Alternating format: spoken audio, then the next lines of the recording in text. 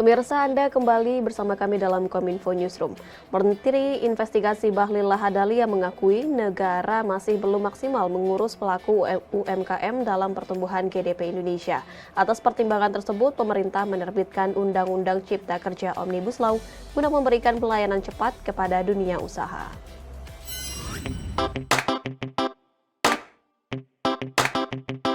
Menteri Investasi atau Kepala Badan Koordinasi Penanaman Modal Bahlil Lahadalia mengatakan para pelaku usaha mikro kecil berkontribusi paling banyak dalam pertumbuhan GDP Indonesia. Bahkan saat ini 61% GDP disumbangkan dari sektor UMKM, 120 juta lapangan kerja juga diciptakan dari UMKM. Sesuai dengan arahan Presiden Republik Indonesia, kredit yang harus dikucurkan pada 2023 hingga 2024 minimal 30% untuk UMKM. Artinya jika saat ini 1.127 triliun, jika naik 30%, berarti sekitar 1.600 hingga 1.700 triliun rupiah. Namun saat ini jumlah pelaku UKM baru mendapatkan sekitar 1.127 triliun, dikarenakan perorangan masih informal masih lebih banyak dibandingkan dengan yang formal. Untuk mengatasi kerumitan-kerumitan yang dihadapi pelaku usaha tersebut, akhirnya pemerintah menerbitkan Undang-Undang Cipta Kerja Omnibus Law. Undang-undang tersebut bertujuan untuk memberikan pelayanan cepat kepada dunia usaha. Tahu nggak kredit untuk UMKM? Tidak lebih dari 1.127 triliun atau hanya setara dengan 18,7%. Sisanya itu untuk kredit kepada pengusaha-pengusaha besar, termasuk saya dan Bang Arsad. Waktu itu, saya sekarang sudah tidak jadi pengusaha, bahaya, celaka saya nanti. Saya mau sampaikan begini untuk apa Bapak Ibu semua? Negara belum hadir secara maksimal.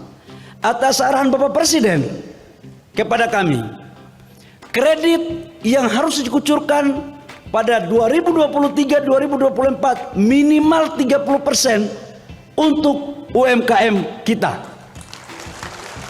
Artinya kalau sekarang cuma 1.127 triliun, kalau dia naik 30%, berarti kurang lebih sekitar 1.600 sampai 1.700 triliun. Dan itu adalah pekerjaan besar daripada Menteri BUMN yang menakodai bank-bank himbara milik pemerintah untuk segera mengeksekusi.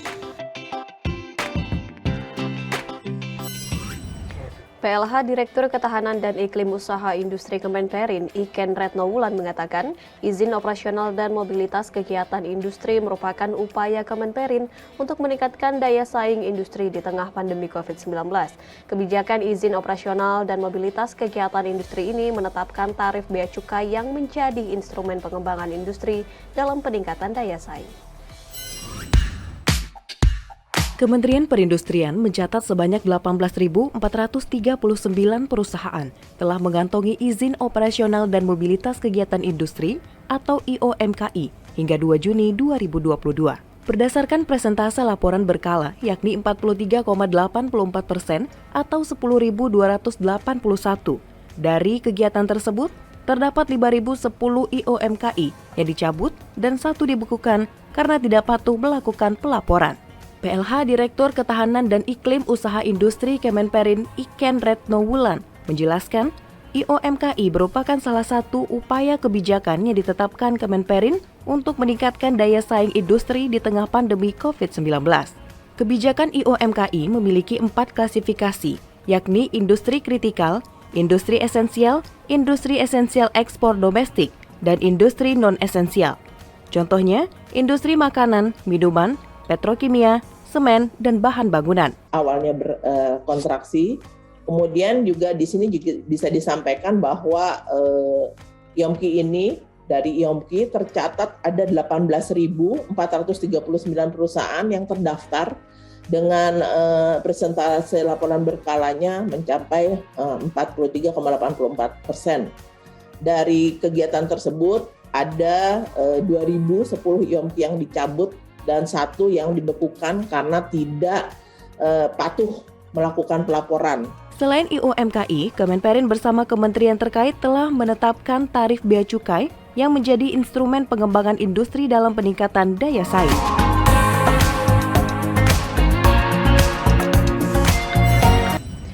Ketua KPK Republik Indonesia Firly Bahuri mengajak anggota G20 untuk waspada terhadap ancaman korupsi di sektor energi terbarukan.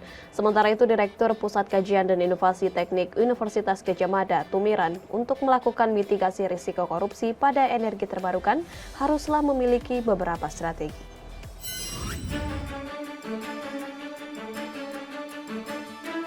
Mitigasi risiko korupsi pada energi terbarukan merupakan satu di antara 4 isu yang diangkat pada Anti-Corruption Working Group. Sebelumnya, Ketua KPK Firly Bahuri pada Anti-Corruption Working Group di Nusa Dua Bali mengajak anggota G20 waspada terhadap ancaman korupsi di sektor energi terbarukan. Hal tersebut dikarenakan sektor energi baru dan terbarukan berpotensi dikorupsi, mengingat kajian dan pengembangannya kerap menggunakan uang negara. Direktur Pusat Kajian dan Inovasi Teknik Universitas Gadjah Mada, Tumiran, menyebutkan penguasaan teknologi di berbagai negara G20 memiliki perbedaan. Untuk melakukan mitigasi risiko korupsi pada energi terbarukan haruslah menggunakan beberapa strategi. Caranya adalah negara yang belum memiliki teknologi yang maju tidak hanya selalu dijadikan pasar atau negara pemasok, akan tetapi bagaimana mereka dapat sharing teknologi. Hal tersebut selain dapat menyukseskan tujuan bersama mengurangi emisi karbon dan juga dapat mengurangi risiko korupsi pada sektor energi baru terbarukan.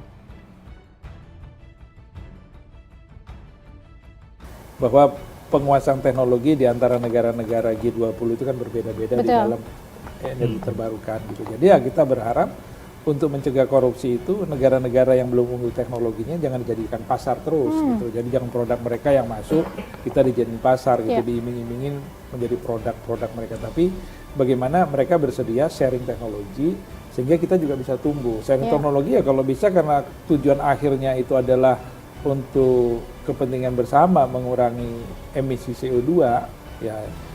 Misalnya support Indonesia sharing tanpa cost. Ini akan mencegah korupsi kan. Sharing tanpa cost, transformasi teknologi untuk kita bisa growth, pemanfaatan EBT dengan teknologi yang baru yang bisa menghasilkan produk-produk lebih efisien kan, lebih hemat. Badan Nasional Penanggulangan Bencana melaksanakan rapat koordinasi Satgas Daerah Aceh, Sumatera Utara, Kalimantan Barat, dan Nusa Tenggara Barat. Deputi 4 BNPB Jarwansyah mengungkapkan beberapa hal yang menjadi pertanyaan Satgas PMK daerah akan segera diinformasikan.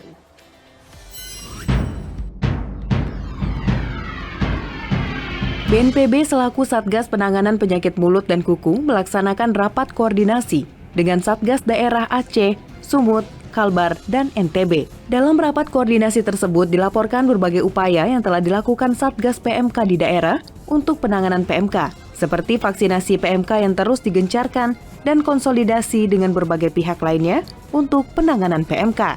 Deputi 4 BNPB Jarwansyah mengungkapkan terkait dengan beberapa hal yang menjadi pertanyaan Satgas PMK daerah akan segera diinformasikan. Di antaranya, bagaimana membedakan ternak yang telah diberikan vaksin dengan ternak yang belum. Selain itu juga akan ada penambahan jumlah vaksin PMK untuk daerah-daerah yang stok vaksinnya telah menipis. Memang nanti terkait dengan kekurangan vaksinator mungkin bagaimana kesepakatan di Satgas PMK pusat juga nanti akan melibatkan dari TNI Polri juga Bapak. Karena kita vaksin ini kan binatang. Jadi mungkin lebih mudah daripada COVID kemarin, waktu itu vaksin manusia. Gitu.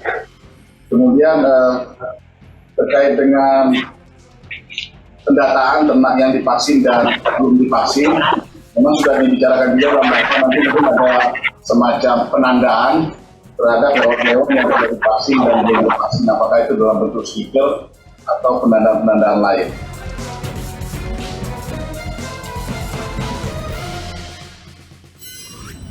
Pemirsa, usai jeda kami akan kembali dengan informasi mengenai kejahatan Soceng sesaat lagi.